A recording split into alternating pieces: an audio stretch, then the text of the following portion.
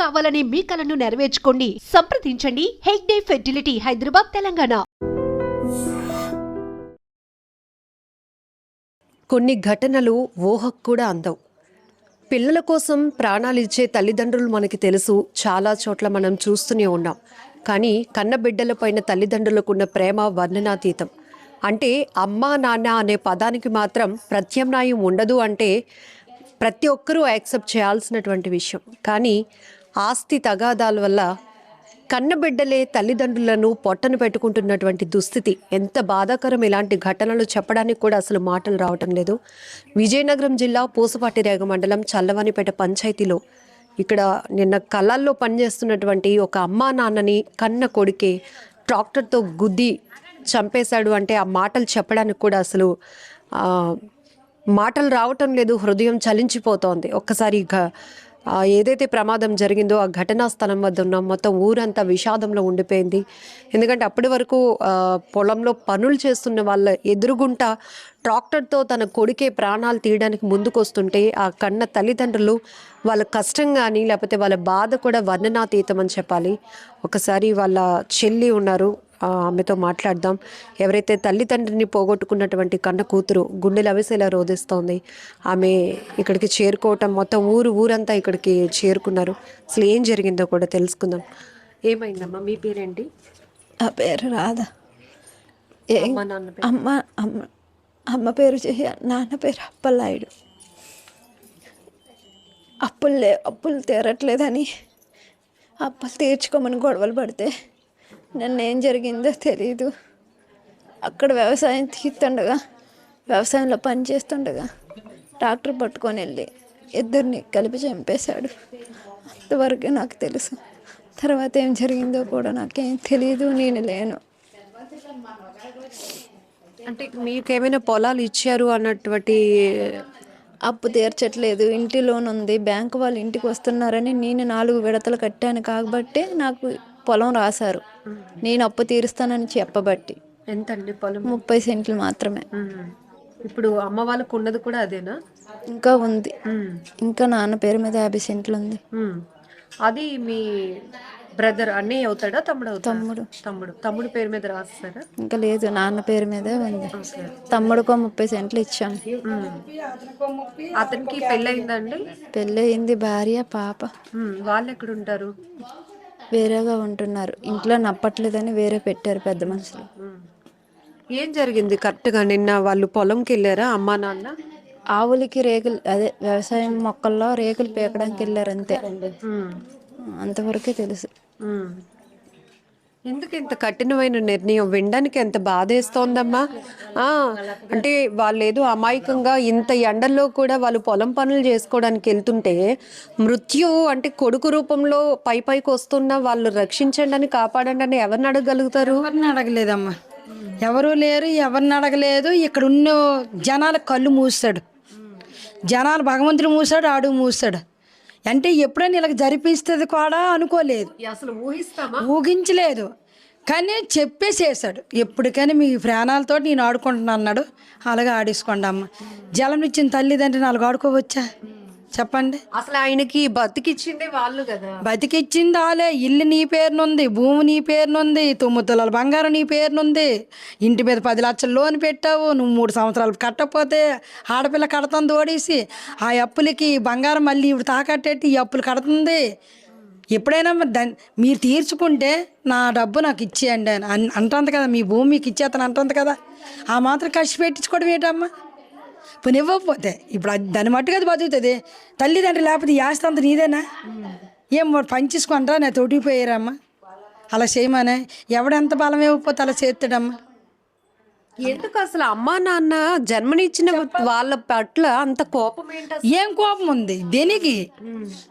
ఎంత నూరు పోసారు, ఎంతమంది ఎక్కించారు, ఇలా జరిపించారు. ఇంత ఘోరం ఎక్కడ ఏ పాపం ఎన్ని జిల్లాలు మీరు వెళ్తారు? మీకు ఎక్కడైనా తెలిసింది ఎలాంటిది?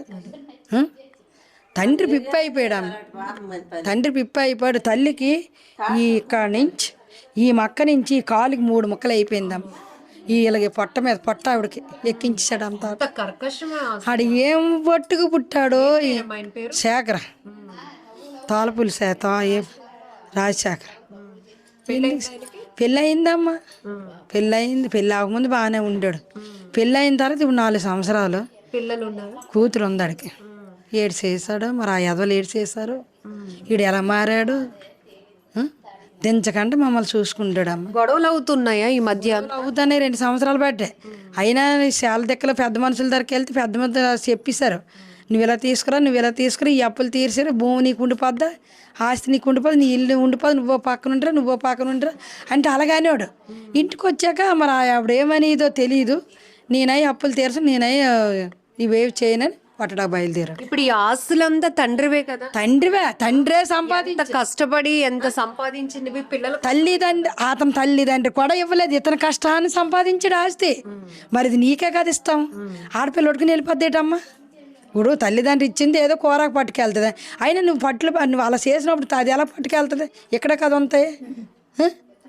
ఈ భూమి నీకే ఉంది. ఎంత ఈవిడ 30, ఆడికి 30, వీళ్ళ ధర 50. ఎంత అయింది? ఎకరము 10 సెంట్లు.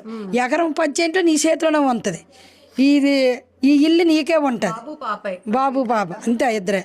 ఈ ఇల్లు నీ దగ్గరే ఉంటుంది. మరి అలా చూసుకుంటే నీదంతా ఇది నీకే కదా. ఆ బంగారం 9 తులాలు ఎంత పెట్టావు, అది నీ దగ్గరే కదా ఉంది. ఓపు పట్టిపోయాడు అమ్మ. ఎప్పుడు పెడితే అప్పుడే కొడిచాడమ్మ. వాళ్ళ అత్తవారు తాళీకోళ్ళి 20 మంది వాళ్ళ మామల్ని బామ్మర్దులు జగిలోళ్ళు తీసుకొచ్చి ఇంట్లో కొట్టాడు తల్లిదండ్రిని. వాళ్ళు కొడుతుంటే ఒక్కడెక్కడ అడగలేదమ్మ, ఒక ఆడదే కానీ ఒక మగోడు కానీ. ఎన్ని గంటలు అప్పుడమ్మా పొలంలో అయింది? నిన్న 4 గంటలుగా జరిగిందిరా, మాకు 4:30కి ఉన్నారా. తాటరు గీపి అదే ఎక్కువ ఏదో పెంచి గ్రేజ్ పెట్టడం, తాటరు ఎవడో దునుకుంటాండి అనేసుకున్నారట. అందరూ పొలాల్లోనే ఉన్నారు. ఎన్ని ఎత్తుకున్నోళ్ళు, ఈర్చుకున్నోళ్ళు, చేసుకున్నోళ్ళు అందరూ ఉన్నారు. ఆ గ్రీ పెట్టడము బాబు అన్నది వినపడలేదు, అమ్మ అన్నది వినపడలేదు. వీళ్ళు పరిగెట్టింది కనబడలేదు. జనసేనలను పరిగెడుతుంటే చేను తిప్పలు పెట్టి బొంగరం తిప్పి సినిమాలో జరిగినట్టుగా ఆ రాజస్థానం జరిగిన ఏరియా ఇది అక్కడ చూపించాడురా. ఇది ఎంత మరి కళ నిజమా? ఎంటాడి తండ్రి ఎంటాడి ఈ రోడ్డు గట్టొట్టుకొని ఎక్కిపోతుంటే అదేదో మోత్తోటి ఇలా లాక్కొచ్చి మొత్తం ఇదేవి లేవు, పళ్ళు లేవు, ఈ కన్ను లేదు, ఈ ముక్కు లేదు, ఈ ఎక్కించాడు. పోలీసులు వచ్చి ఎక్కదీశారమ్మ. అంత ఘోరం ఓడేం చేసుకోండి అమ్మ. ఇన్ని రాజ్యాలు తిరిగాడు, మీకు ఎక్కడైనా చూసుకోలేదా? ఒక్కడ కళ్ళు మూసేసాడు, ఒక్కడైనా అడగలేదా అమ్మా? పోనీ గొడవ ఉంటే గొడవ ఆడుతుంటే వాళ్ళకి వెళ్ళారని ఈ 4 రోజులు బట్టి గొడవే లేదు వాళ్ళ ఇంట్లో. ఇలాంటి చెత్త పని చేస్తే తర్వాత నన్ను లోకం గాని ఊరు గాని ఎలా చూస్తారో అని ఆలోచన కూడా లేదే. స్టేషన్కి వెళ్ళిపోయాడట అమ్మ. రాత్రి 10 గంటలకు వెళ్ళి తీసుకెళ్ళిపోతే స్టేషన్కి వెళ్ళి కూర్చోండట. కూర్చుని ఎలా ఉంచుతారమ్మా అన్ని? టీవీలకి వెళ్ళిపోయి, లైన్లకి వెళ్ళిపోయి, ఫోన్లకి వెళ్ళిపోయి, సెల్లలకి వెళ్ళి ఇవన్నీ చూసి అన్ని ఉంచుతారా? ఎంత వయసు ఉంటుంది రాజశేఖర్? 25, 28. అసలు ఇంకా బోల్డ్ ఫ్యూచర్ ఉంది అతనికి. ఉంది తల్లిదండ్రులు బాగా చూసుకుంటే వాళ్ళు సంపాదించిందంతా కూడా అతనికి మారిదిరా. నా చెల్లెలు నా మారిదే, నాకే ఇంకా ఉన్నాను. వాళ్ళు ఎలాగుంటారా?